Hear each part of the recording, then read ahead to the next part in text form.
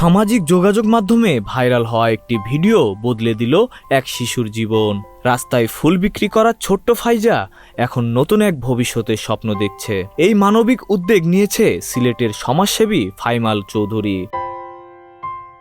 সিলেট নগরীর রাস্তায় ফুল বিক্রি করেই দিন চলত ৮ বছর বয়সী ফাইজা আক্তার মাইশার। ৪ বছর আগে মাকে হারানোর পর নানির সঙ্গেই ছিল তার ছোট্ট সংসার। অভাব অনটনের কারণে লেখাপড়া নয়, জীবিকার লড়াইটাই হয়ে উঠেছিল তার প্রতিদিনের বাস্তবতা।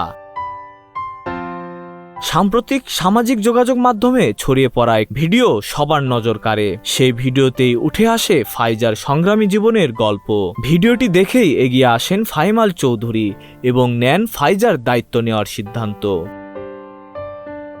শনিবার সিলেট মেট্রোপলিটন পুলিশের কোতোয়ালি মডেল থানায় আয়োজিত এক ব্রিফিংয়ে জানানো হয়, ফাইজার শিক্ষা, বাসস্থান সহ সব ধরনের দায়িত্ব নিচ্ছেন তিনি। এর মাধ্যমে ফাইজার জীবনে জ্বলেছে নতুন আশার আলো।